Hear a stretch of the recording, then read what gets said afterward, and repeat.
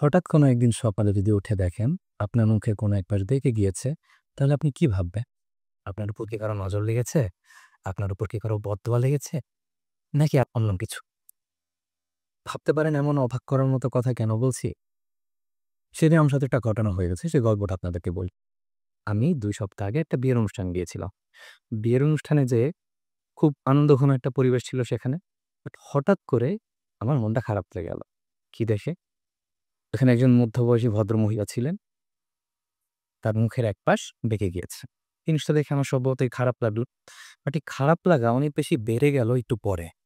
যখন দেখলাম তাকে নিয়েই তার পিছনে মানুষ বলাবলি করেছে যে এটা হয়তো তার উপর কারো বদদোয়া লেগেছে অথবা কারো নজর লেগেছে। আসলেই কি তাই? আসলেই কি মুখ বেঁকে যাওয়া মানে বদদোয়া লাগা? আসুন শিখি। আজ আপনাদের সাথে আছি আমি মিফতাহুল ইসলাম, এমবিবিএস, মুগদা মেডিকেল কলেজ। মুখ বেঁকে যাওয়া মানে কারো বদদোয়া লাগা বা নজর লাগা সেটা আমি জানি না। তবে as a man of medical science আমি বলবো যে মুখ বেঁকে যাওয়া হচ্ছে এক ধরনের কমন মেডিকেল কন্ডিশন, যার নাম হচ্ছে ফেসিয়াল প্যারালাইসিস অথবা ফেসিয়াল নার্ভ পালসি। আমাদের মুখমণ্ডলে বেশ কিছু মাসেল রয়েছে। এই মাসেলগুলোর কাজ একেকটার একেক রকম। কেউ চর্বণে সাহায্য করে, কেউ ফেসিয়াল এক্সপ্রেশনে সাহায্য করে। কিন্তু এই মাসেলগুলো যদি কোনো কারণে প্যারালাইসিস হয়ে যায়, তবে কিন্তু আমাদের ফেসের কোনো এক পারে বেঁকে যেতে পারে। এবং এই ধরনের বেঁকে যাওয়ার এক নং এক প্রধানত কারণই হচ্ছে ফেসিয়াল নার্ভ পালসি অথবা ফেসিয়াল নার্ভ প্যারালাইসিস। এবার আসুন জেনে নেই এগুলো কেন হয়। ফেসিয়াল নার্ভের কোনো ইনজুরি, ইনফ্লামেশন, ইনফেকশন, টিউমার অথবা কমনলি স্ট্রোকে এই ধরনের কন্ডিশন হতে পারে। কারণগুলো ছাড়াও আরেকভাবে ফেসিয়াল নার্ভ প্যারালাইসিস হতে পারে অথবা মুখ বেঁকে যেতে পারে, যে ক্ষেত্রে কোনো কারণ খুঁজে পাওয়া যায় না। তখন এই কন্ডিশনটাকে বলা হয় বেলস পালসি। এটাও কমনলি পাওয়া যায়।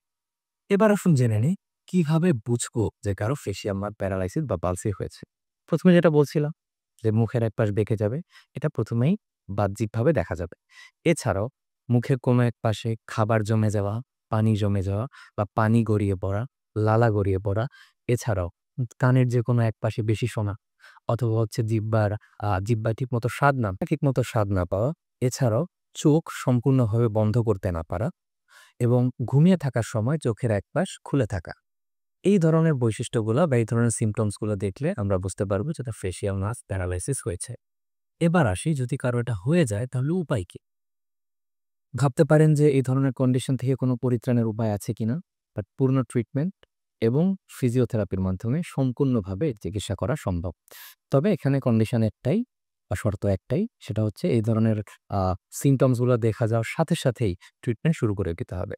এ ধরনের সিম্পটমস গুলো দেখা গেলেই আপনি কোনো ডক্টরের শরণাপন্ন হবেন এবং সাথে সাথে ফিজিওথেরাপি নিয়ে এই রোগ থেকে সম্পূর্ণভাবে পরিত্রাণ পাওয়া সম্ভব।